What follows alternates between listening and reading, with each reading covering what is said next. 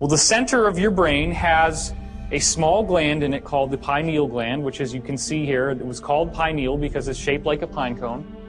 This is the exact geometric center of your brain. It's right here. Check this out. This is the Vatican Square, and this is a gigantic statue of a pine cone. It's the largest statue in the Vatican. So this all has to do with, I'm going to start walking a little bit. This all has to do with the knowledge of the higher forces, sacred geometry. All this stuff focuses on the pineal gland, the pine cone. Now, what do they call this actual part of the Vatican? They call it the court of the pine cone. Okay? How weird is that? Here's the pine cone and here's a guy. Look at that. I mean, a man is not even tall enough to reach the bottom of the pedestal of this pine cone. What the heck is the point? If everything that I'm telling you is bullshit and you go home and you're like, oh my God, this guy has been smoking some really weird stuff. Okay, fine. If you want to believe that, that's fine, but answer me this. What the hell is that? And why is it there? And why do they care? And why is it in every single ancient culture in the world?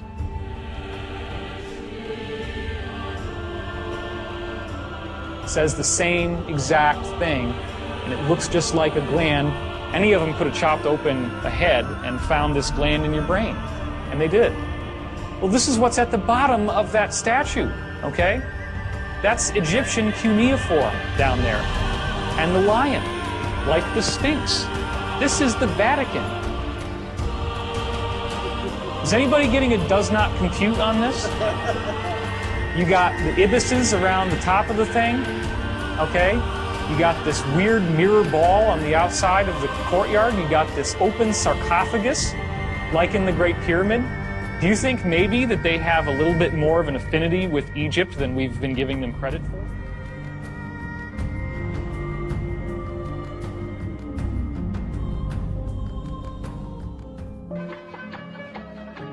Fractions are clearly of practical importance to anyone dividing quantities for trade in the market.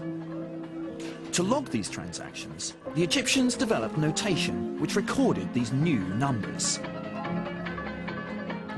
One of the earliest representations of these fractions came from a hieroglyph which had great mystical significance. It's called the Eye of Horus. Horus was an Old Kingdom god, depicted as half man, half falcon. According to legend, Horus's father was killed by his other son, Seth. Horus was determined to avenge the murder. During one particularly fierce battle, Seth ripped out Horus's eye, tore it up, and scattered it over Egypt. But the gods were looking favorably on Horus. They gathered up the scattered pieces and reassembled the eye. Each part of the eye represented a different fraction, each one half the fraction before. Although the original eye represented a whole unit, the reassembled eye is 1/64 short. Although the Egyptians stopped at 1/64, implicit in this picture is the possibility of adding more fractions, halving them each time, the sum getting closer and closer to 1, but never quite reaching it. This is the first hint of something called a geometric series, and it appears at a number of points in the Rhind papyrus. But the concept of infinite series would remain hidden until the mathematicians of Asia discovered it centuries later. Around 1200 AD, a man named Leonard Pisano, better known as Fibonacci, discovered a sequence of numbers that created a very interesting pattern. The sequence begins with the numbers 1, 1, 2, 3, 5, 8, 13, 21, 34, and continues indefinitely. Each number is obtained by adding the last two digits together. A rectangle with a length and width of any two of the numbers of this sequence forms what is known as the golden rectangle, a perfect rectangle. A golden rectangle can be broken down into squares the size of the next Fibonacci numbers down and below. If we were to take a perfect or golden rectangle, break it down into smaller squares based on Fibonacci's sequence, and divide each with an arc, the patterns begin to take shape. We begin to see Fibonacci's spiral. the spiral in and of itself is insignificant. Its importance is revealed in where we find it. Take, for example, the sunflower. The display of its florets are in perfect spirals of 55, 34, and 21, the sequence of Fibonacci. The fruitlets of the pineapple create this same spiral based on the sequence. The pine cone does the same.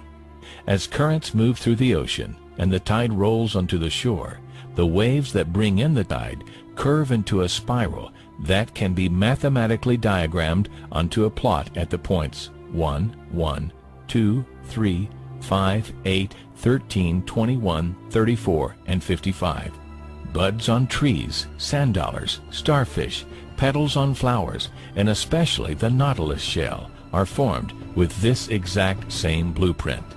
With each segment of growth, the nautilus adds to itself one more value on Fibonacci's scale. This blueprint can be seen around us on a small scale every day, but the greatest example of all is directly above our heads. At an average of 100,000 light years across, even the spiral of the galaxies above us are formed with the exact design that the tiny shell is formed. This sequence, or blueprint, appears to be the trademark of a designer, a proof of a creator, something left behind indicating the one who was there, a fingerprint.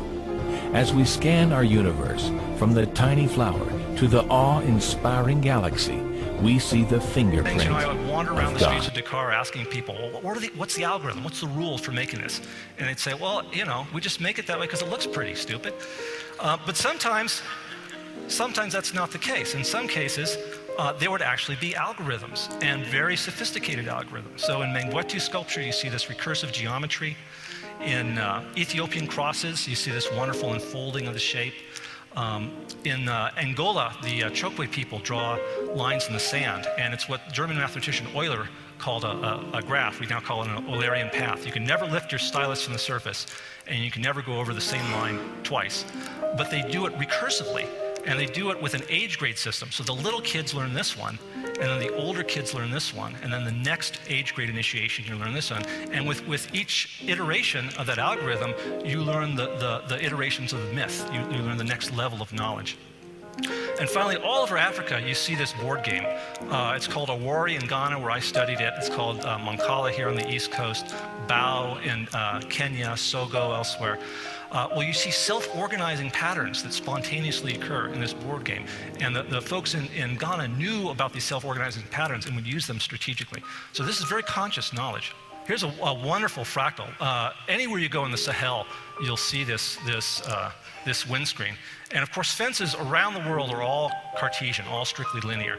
But here in Africa, you've got these nonlinear scaling fences. So I tracked down one of the folks who makes these things, this guy in Mali, just outside of Bamako. And I asked him, how come you're making fractal fences? Because nobody else is. And his answer was very interesting. He said, well, if I lived in the jungle, I would only use the long rows of straw because they're very quick and they're very cheap. Doesn't take much time, doesn't take much straw.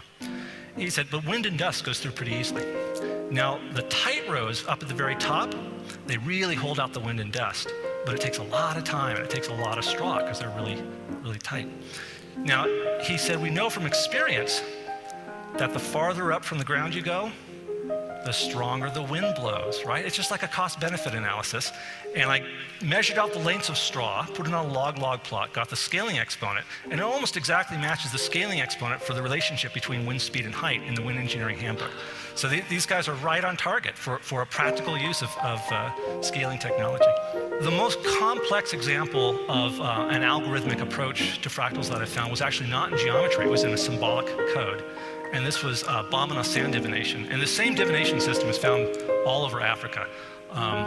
You can find on the East Coast as well as the West Coast. And often the symbols are very well preserved. So each of these symbols has 4 bits. It's a 4-bit binary word.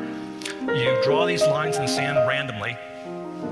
And then you count off. And if it's an odd number, you put down 1 stroke. And if it's an even number, you put down 2 stroke. And they did this very rapidly, and I couldn't understand where they were getting, they only did the randomness 4 times. I couldn't understand where they were getting the other 12 symbols. And they wouldn't tell me. They said, no, I can't tell you about this. I said, well, look, I'll pay you. You can be my teacher, and I'll come each day and pay you. They said, oh, it's not a matter of money. This is a religious matter. And finally, out of desperation, I said, well, let me explain George Cantor in 1877. And I started explaining, why I was there in Africa. And they got very excited when they saw the Cantor set. And one of them said, come here, I think I can help you out here. And so he took me through the initiation ritual for a Bamana priest. And of course, I was only interested in the math, so the whole time he kept shaking his head going, I didn't learn it this way. But I had to sleep with a kola nut next to my bed, buried in sand, and give 7 coins to 7 lepers, and so on. And finally, he revealed the truth of the matter. And it turns out it's a pseudo-random number generator. They're using deterministic chaos. When you have a 4-bit symbol, you then put it together with another one sideways. So even plus odd gives you odd. Odd plus even gives you odd. Even plus even gives you even. Odd plus odd gives you even. So it's addition modulo 2, just like in the parity bit check on your computer. And then you take this symbol and you put it back in. So it's a self-generating diversity of symbols. They're truly using a kind of deterministic chaos in doing this. Now, because it's a binary code, you can actually implement this in hardware. What a fantastic teaching tool that should be in African engineering schools. And the most interesting thing I found out about it was historical. In the 12th century, Hugo of Santalia brought it from Islamic mystics into Spain. And there it entered into the alchemy community as geomancy, the divination through the earth. This is a geomantic chart drawn by for King Richard II in 1390. Leibniz, the German mathematician, talked about geomancy in his dissertation called De Combinatoria. And he said, well, instead of using 1 stroke and 2 strokes, let's use a 1 and a 0. And we can count by powers of 2, right? 1s and 0s, the binary code. George Boole took Leibniz's binary code and created Boolean algebra, and John von Neumann took Boolean algebra and created the digital computer. So all these little PDAs and laptops, every digital circuit in the world started in Africa. And I know Brian Eno says there's not enough African in computers, but I don't think there's enough African history in Brian Eno.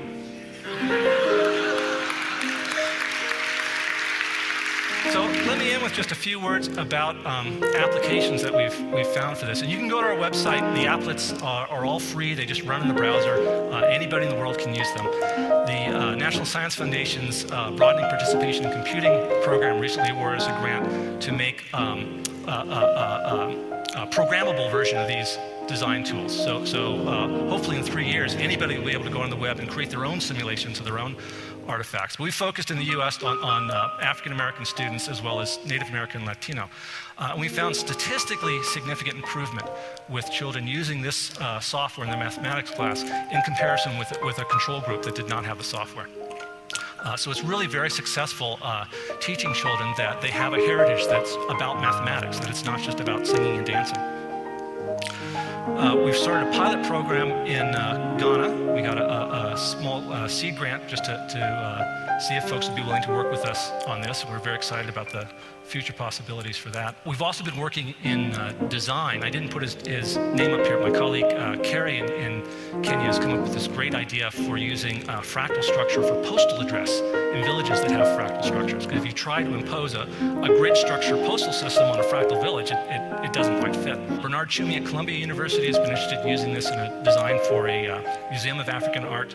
David Hughes at Ohio State University has written a primer on Afrocentric architecture in which he's used some of these fractal structures. And finally, I just wanted to point out that this idea of self-organization, as we heard earlier, it's in the brain. It's in it's in Google's search engine. Actually, the reason Google was such a success is because they were the first ones to take advantage of the self-organizing properties of the web. It's in ecological sustainability. It's in the developmental power of entrepreneurship, the ethical power of democracy. It's also in some bad things. Self-organization is why the AIDS virus is spreading so fast. And if you don't think that capitalism, which is self-organizing, can have destructive effects, you haven't opened your eyes enough. So we need to think about, as was spoken earlier, the traditional African methods for doing self-organization. These are robust algorithms. These are ways of doing self-organization, of doing entrepreneurship that are gentle, that are egalitarian. So if we want to find a better way of doing that kind of work, we need look only no farther than Africa to find these robust self-organizing algorithms. Thank you.